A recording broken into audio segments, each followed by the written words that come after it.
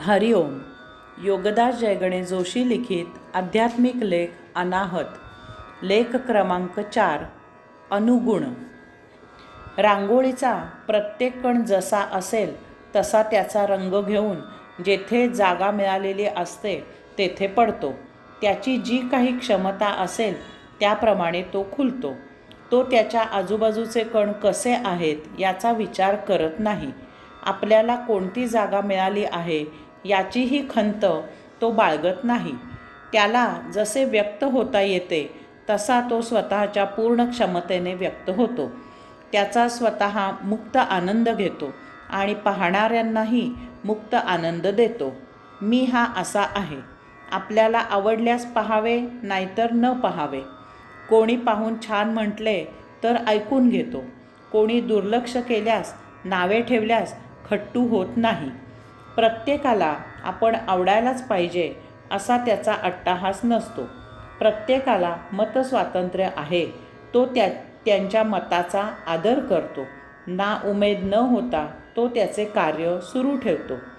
उपेक्षा करणारे पायदळी तुडवतात, त्याचाही तो स्वीकार करतो. त्यांच्या पायाने पुसून घेतो. आपली जीवन जगायची जागाच इतरांनी पाय ठेवायचे आहे याची जाण त्याला आहे. आपण इतरांची पाय ठेवायची जागा व्यापलेली आहे या जाणीवेमुळे पाय पडल्याचे दुःख त्याला होत नाही. यासाठी तो जिन्याच्या पायरीला गुरु करतो. पायरीचे पाय ठेवून घेणे हेच काम असते. आपण समारंभापुरतेच आहोत हाही पोच त्याला असतो.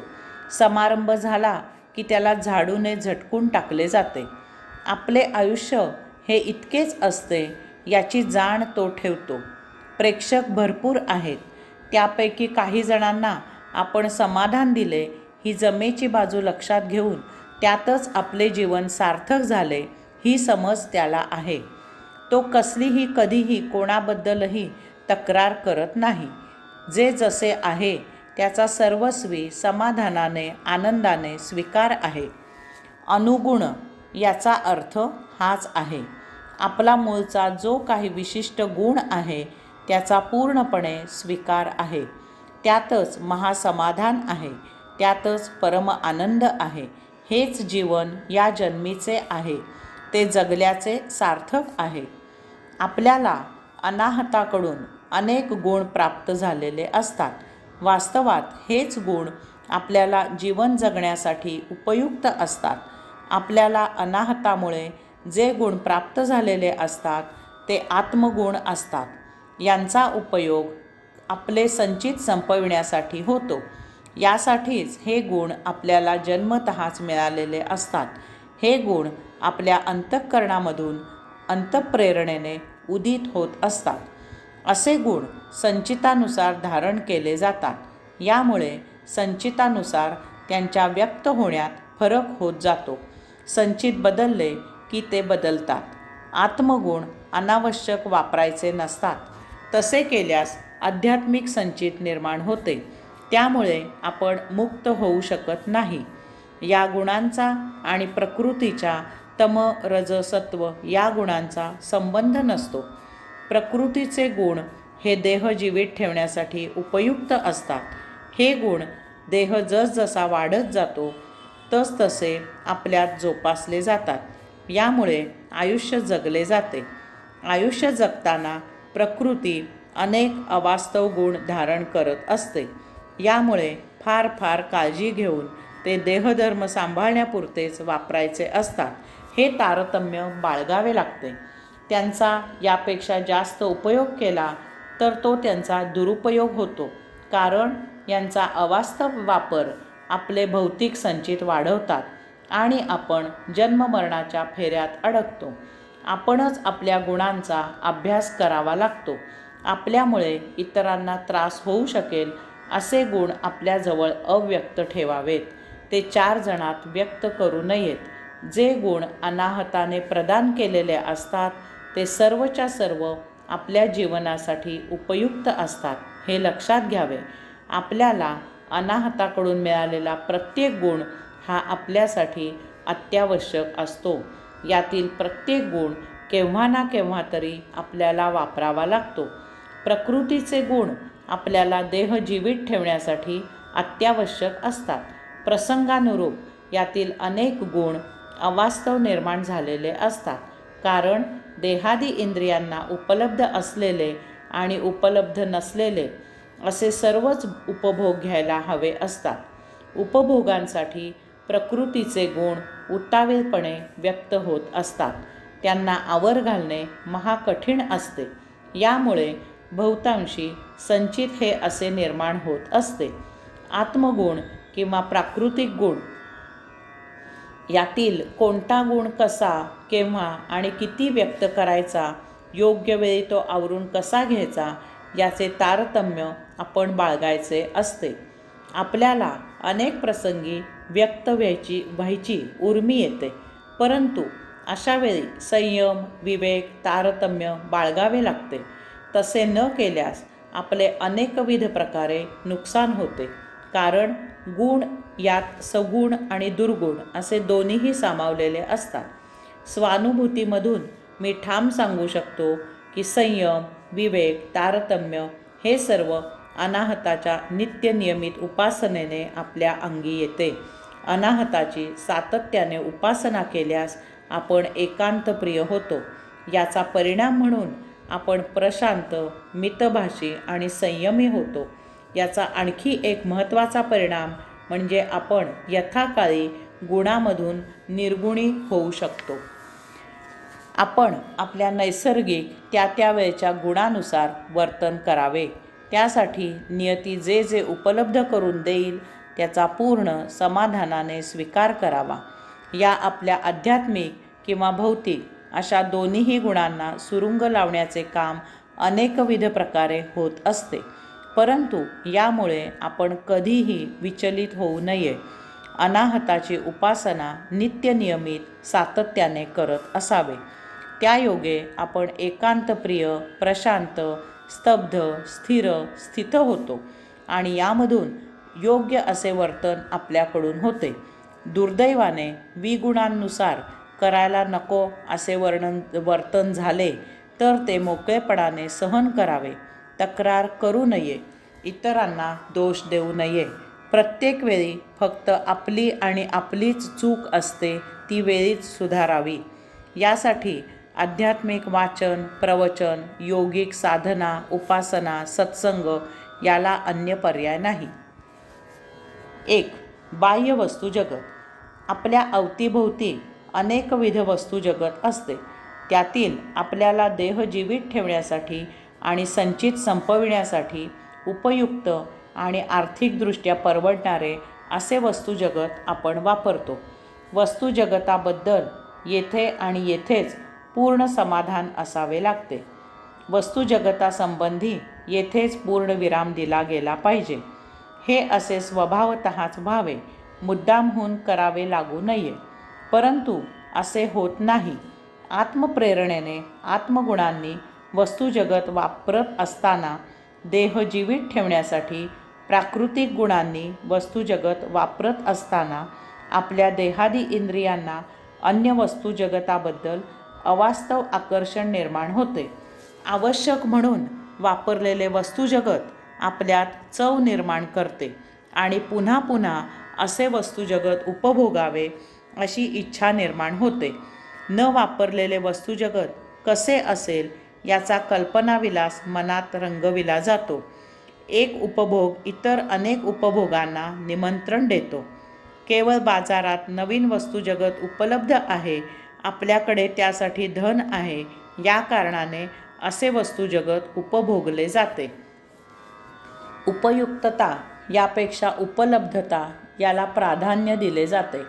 अनेक वेळा अहंकार शमविण्यासाठी, भ्रामक प्रतिष्ठा जपण्यासाठी, प्रसिद्धीसाठी वस्तू जगत वापरले जाते.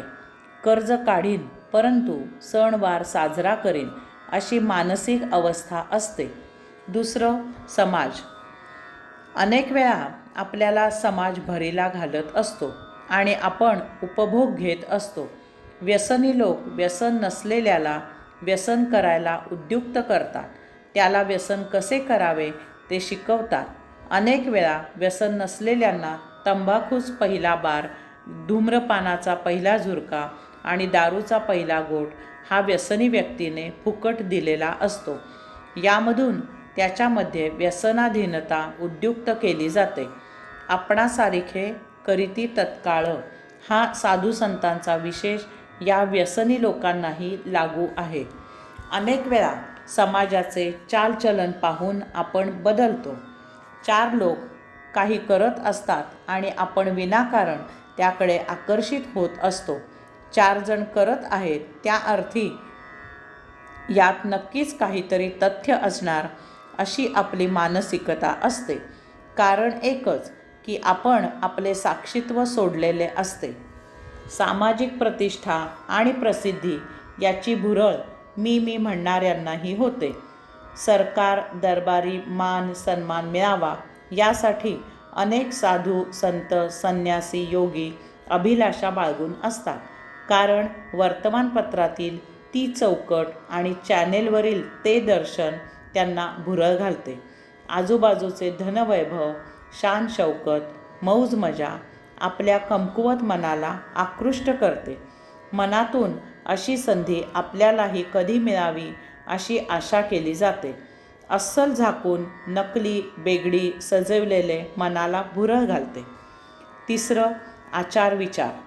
जसजसे वय वाढत जाते, अनुभव प्रौढ होत जातो, गरजा बदलत जातात, बुद्धी वृद्धिंगत होते, तसतसे आपले आचार विचार बदलत जातात. काही प्रसंग आपले चालचलन बदलायला भाग पाडतात. यामुळे आपले मतपरिवर्तन होते. अनेक वेळा आपण आत्मप्रेरणेने किंवा गरजेनुसार वर्तन न करता केवळ आपल्या कल्पनेनुसार विचारानुसार आचरण करत असतो. आपली मते कल्पना बदलत्या असतात. प्रत्येकाला बौद्धिक वैचारिक स्वातंत्र्य आहे. त्यानुसार आचरण करावे अशी उर्मी येते. त्यात आत्मेच्छा मागे पडते. अनेक वेळा इतरांचे आचार विचार आपल्याला प्रभावित करतात. आपल्यावर त्यांची छाप पडते. आपले मतपरिवर्तन होते आणि आपले छान चाललेले असते त्यात आपण बदल करतो.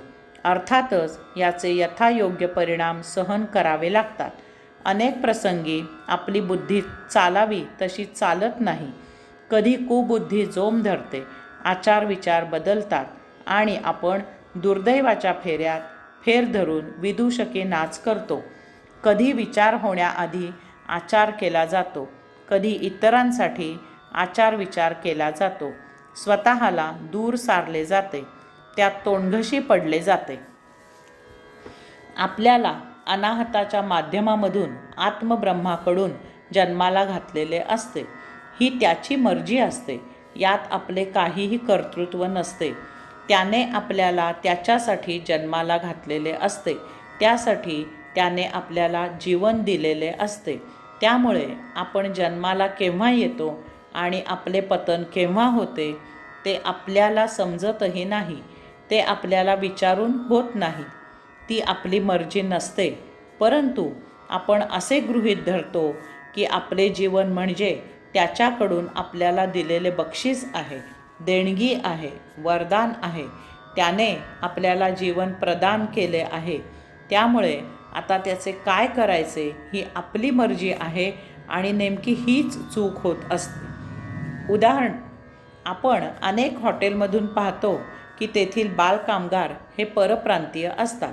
त्यांना त्या हॉटेलचा मालक गावाहून घेऊन येतो. या कामगारांना हॉटेलतर्फे आणि हॉटेलातच अन्न वस्त्र निवारा दिला जातो. शिवाय पगारही दिला जातो. दिवसभर ते काम करतात. तेथे त्यांना खायला प्यायला दिले जाते. आवश्यक ते कपडे दिले जातात. अंथरूण पांघरूण दिले जाते.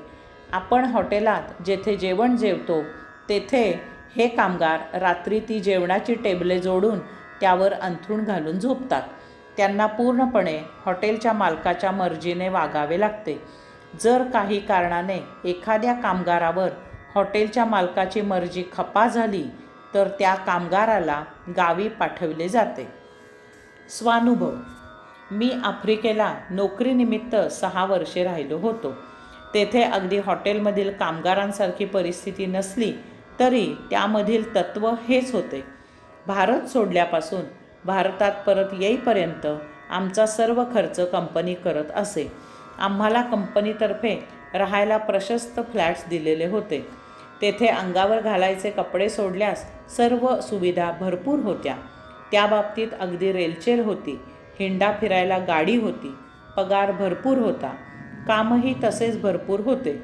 अट एकच होती की कंपनीच्या मालकाने घालून दिलेले नियम तंतोतंत पाळायचेच. यात जर कोणी काही हयगय केली तर तत्काळ त्याची हकालपट्टी केली जायची. त्याला त्याच्या देशात परत पाठवले जायचे. मला या हॉटेलच्या कामगारांची चांगली माहिती होती. मी त्यांना गुरु करून तेथे वास्तव्य केले.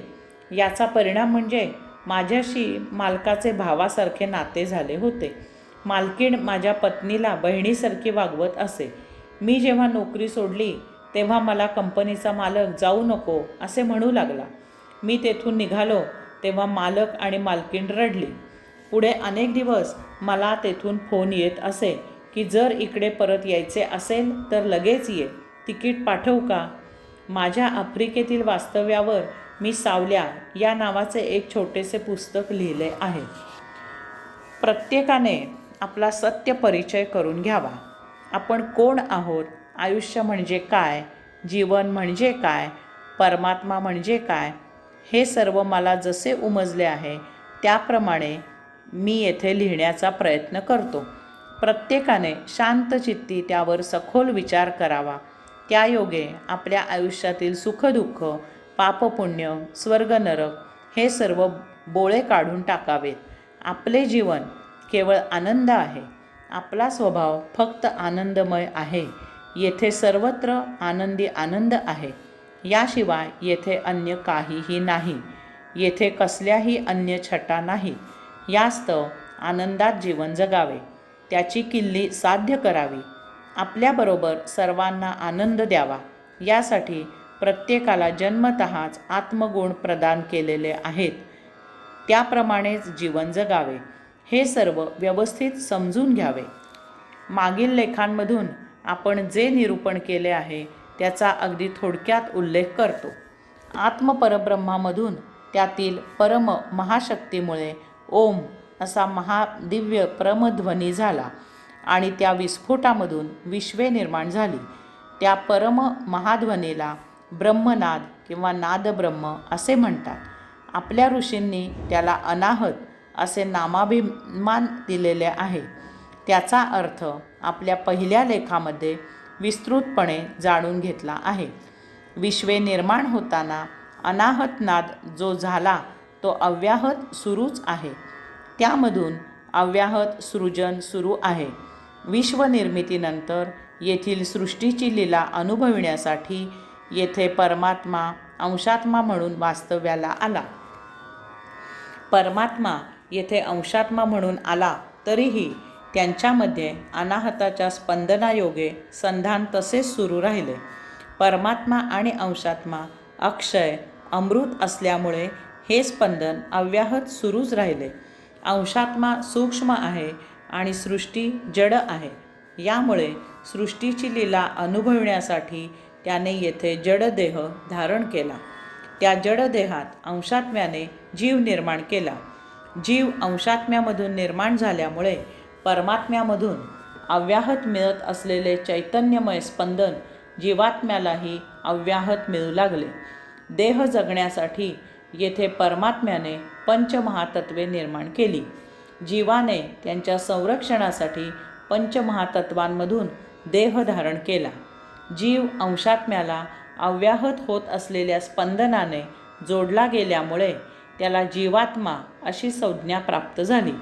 तोही अक्षय अमृत झाला आणि देहपतन होताना अंशात्म्यात आपल्या निर्माणात विलीन होऊ लागला. आता लक्षात घ्यावे की परमात्म्याचा अंश येथे वास्तव्याला आला आहे. त्याने जीव निर्माण केला आहे. जीवाच्या अन्न वस्त्र निवाऱ्याची सोय व्हावी यासाठी परमात्म्याने येथे पंचमहातत्वे निर्माण केली आहेत. जीवाने पंचमहातत्वांमधून देह निर्माण केला आहे. अशा प्रकारे जीवात्म्याच्या संगोपनाची सर्वस्वी जबाबदारी परमात्मा घेत असतो. देह जड असल्यामुळे त्याला ठराविक आयुष्य आहे. त्यांचे आयुष्य संपले की देह पतन होतो. त्यावेळी अंशात्मा देह सोडून बाहेर जातो. त्याला लपेटून जीव त्याच्याबरोबर बाहेर जातो. काही संचित असेल तर त्याप्रमाणे अंशात्मा पुन्हा देह धारण करेपर्यंत सर्व योजना पुन्हा करतो. संचित नसेल तर जीवात्मा अंशात्म्यात विलीन होतो. सायुज्यमुक्त होऊन किंवा मुक्त होऊन परमात्म्याची सेवा करत राहतो.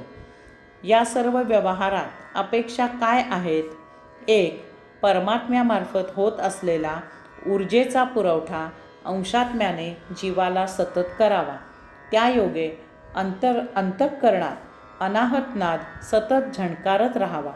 त्यायोगे जीवाला सतत चेतना मिळत राहावी. त्यायोगे देहात हवेमधून प्राणवायूचा पुरवठा होत राहावा. बस, यापेक्षा अंशात्म्याने आणखी काही करू नये. हे असे सर्व देऊन काय होते ते साक्षी राहून जीवाच्या माध्यमामधून अवलोकन करावे, तीच लीला आहे. 2. जीवाने अंशात्म्याशी योग जुळवून स्वतःला जीवात्मा उपाधी धारण करावी. त्यायोगे त्याला मिळालेल्या आत्मगुणानुसार त्याने देहाला प्रेरणा द्यावी आणि त्याच्यामार्फत अंशात्म्याकरिता सृष्टी अवलोकन करावी. 3. देहाने पंचमहातत्वांमधून स्वतःच्या अन्न वस्त्र निवाऱ्याची सोय करावी आणि निरोगी राहून जीवित राहावे. 4. देहाचे आयुष्य संपले की अंशात्म्याने देहत्याग करावा. 5. देहत्याग करताना अंशात्म्याला जीव, बुद्धी, स्मृती, मन लपेटतात. 6. संचित असल्यास अंशात्म्याने संचित संपविण्यासाठी पुनर्जन्म घ्यावा. 7. संचित नसल्यास अंशात्म्याने सायुज्यमुक्त व्हावे किंवा जीव, बुद्धी, स्मृती, मन यांना स्वतःमध्ये विलीन करावे आणि स्वतः परमात्म्यात विलीन व्हावे. त्याच्या मर्जीने अवतार धारण करून कार्य करावे. 8. देह त्याच्या निर्माणात पंचमहातत्वात विलीन व्हावा. 9. देहादी इंद्रियांकडून जर आत्म्याला अपेक्षित असे आत्मगुणांनी जीवन जगले जात नसेल तर जीवात्म्याने आपणहून देहत्याग करावा. याचा अर्थ जीवात्मा मालक आहे. देह, मन, इंद्रिये त्याची नोकर आहेत. आत्मगुण ही त्याची आचारसंहिता आहे. पंचमहातत्वे देहाची बाजारपेठ आहे. आचारसंहितेचा भंग न होता प्राकृतिक गुणांचा वापर करून कर्मयोग करत देहाने त्याचा चरितार्थ चालवून सृष्टीलीला अवलोकन करणे हे त्याचे काम आहे. 84 लक्ष योनींची यात्रा सुफळ संपूर्ण झाली की त्याला 2 पर्याय दिले जातात. 1. सायुज्यमुक्त म्हणून स्वमर्जीने विश्वात परमात्म्याची सेवा करत संचार करावा, ही भौतिक भाषेत पेन्शन निवृत्ती योजना. आणि 2. मुक्त व्हावे, परमात्म्याच्या चरणी रुजू व्हावे आणि त्याची पादसेवन भक्ती करावी, ही भौतिक भाषेत फंड निवृत्ती योजना. याचा अर्थ आपण जीवात्मा आहोत. देहाला किंवा मनाला दिलेले जीवन नाही, ते जीवात्म्याला आपल्याला दिलेले आहे. देह जीवित राहतो, त्याला निराळे नाव असावे म्हणून त्याला आयुष्य असे म्हटले जाते. देह, मन यांनी त्यांचे स्वतंत्र अस्तित्व मानायची येथे संधीही नाही. तसे मानले जाते आणि त्यामुळे सर्व घोटाळा होतो. असे होऊ नये म्हणून काही पथ्ये पाळावीत. 1. कृतीला आधार म्हणून प्रत्येक कृतीला प्रतिक्रिया निर्माण होत असते. त्याचा देह, मन यांनी स्वतंत्रपणे उपयोग करू नये.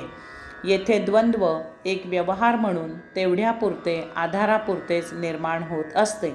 यास्तव द्वंद्वाची उपेक्षा करून त्याच्या अतीत पलीकडे जीवन जगावे. द्वंद्वात गुंतू नये.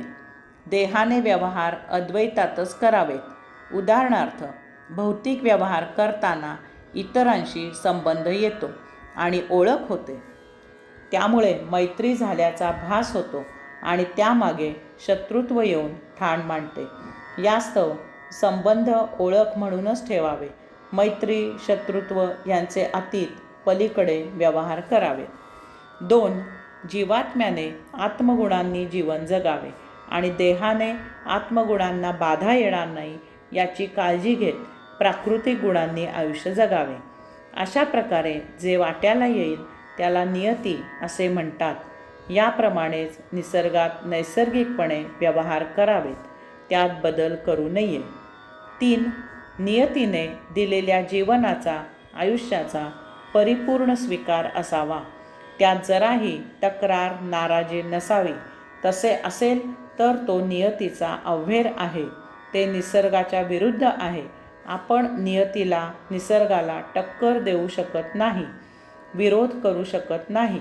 त्याला सहयोग देऊन जगणे हेच श्रेयस्कर आहे. त्यात बदल करण्यासाठी आपल्याला बुद्धी दिलेली नाही. त्याला सहयोग करणे हेच जीवन आहे, ही जाण यावी यासाठी बुद्धी दिलेली आहे.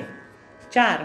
भूतकाळात लागलेली ठेच वर्तमान काळात पुन्हा लागू नये ह्यासाठी तेवढ्यापुरतीच भूतकाळाची स्मृती ठेवायची. भूतकाळाचे उसासे टाकायचे नाहीत. 5. वर्तमान काळातील कृतींमुळे भविष्यकाळात नियतीच्या विरुद्ध काही होऊ नये एवढ्यापुरताच भविष्यकाळाचा विचार करायचा आहे. 6. कोणत्याही आणि कसल्याही कल्पनारम्य विचारांना थारा देऊ नका. कल्पना आपल्याला भौतिकाच्या भोगापवर्गतेत ढकलत असतात. फक्त आत्ताचे वास्तव जीवन जगा. 7. कल्पनारम्य जीवनाची ओढ म्हणजे आत्ताचे आपले जीवन अयोग्य आहे असा त्याचा अर्थ आहे. परंतु ज्ञानाने हे जाणून घ्यावे की आत्ताचे जीवन हे नियतीने दिलेले आहे, तेच आपले संचित नष्ट करणारे आहे. यास्तव प्रत्येकासाठी प्राप्त जीवन हेच अत्युत्तम जीवन आहे. यात कमी किंवा जास्त करणे ही नियतीशी प्रतारणा आहे. प्राप्त जीवन स्वर्ग, नरक यात घेऊन जाणारे आहे आणि म्हणून ते मुक्तीला वंचित करणारे आहे. जीवन आपल्याला मिळवायचे शिल्लक नाही, आपण ते मिळवूही शकत नाही. ते नियतीकडून अगोदरच मिळालेले आहे. त्याचा परिपूर्ण स्वीकार करणे इतकेच आपल्या हाती आहे. 9. निसर्ग, नियती आपल्यासाठी थांबलेली नाहीत. ती आपली वाट पाहत नाहीत. ती प्रवाहित होत आहेत. आपल्याला त्यात उडी घ्यायची आहे. त्या प्रवाहाबरोबर आपल्याला सहयोग करून झोकून द्यायचे आहे. प्रवाह जसा नेईल तसे जायचे आहे. त्यात जो आनंद मिळेल तो घ्यायचा आहे. त्या प्रवाहाच्या उलट पोहायचे नाही. तसेच त्या प्रवाहाच्या वेगात आपला वेग कमी जास्त करायचा नाही. आपल्या कल्पना, इच्छा, ईर्ष्या याच्याशी नियतीला, निसर्गाला किंचितही कर्तव्य नाही. आपण आपल्या कल्पना, इच्छा, ईर्ष्या असाव्यात अशी नियतीची, निसर्गाची अपेक्षा नाही. 10. नियतीच्या, निसर्गाच्या विरुद्ध आपले आपण नियम, कायदे करून जगू नका. त्यांना सहयोग होईल अशी व्यवस्था आखून त्याप्रमाणे आपण जगायचे आहे. कारण नियतीचे, निसर्गाचे नियम अत्यंत काटेकोर आणि वैश्विकदृष्ट्या अतिशय शास्त्रोक्त, बिनचूक, अपरिवर्तित, अबाधित, परिपूर्ण आहेत. 11. प्रत्येकाची लय निराळी आहे, सूर भिन्न आहे, परंतु सर्वांसाठी ताल, स्वर तेच आहेत. त्यामुळे रागदारी तीच आहे. त्यात आपल्याला आपले आसन स्थिर करायचे आहे. प्रत्येकाचे संचित भिन्न आहे, परंतु विश्व तेच आहे. त्यामधून आपल्याला आनंद घ्यायचा आहे. 12. निसर्गाप्रमाणे गंगा वाहते आहे. नियतीने आपल्याला कुंड दिला आहे, तेवढा कुंड भरून घ्यायचे काम आपले आहे. 13. प्रत्येक थेंबामधून, प्रत्येक कणामधून, प्रत्येक बिंदूमधून, प्रत्येक जीवाकडून ज्ञान, विज्ञान ग्रहण करा, परंतु कधीही कोणासारखे होण्याचा प्रयत्न करू नका. कोणीही कोणासारखा होऊ शकत नाही. प्रत्येकाचे संचित निराळे आहे, त्यामुळे प्राक्तन भिन्न आहे. यामुळे प्रत्येकजण फक्त त्याच्यासारखाच होऊ शकतो. 14.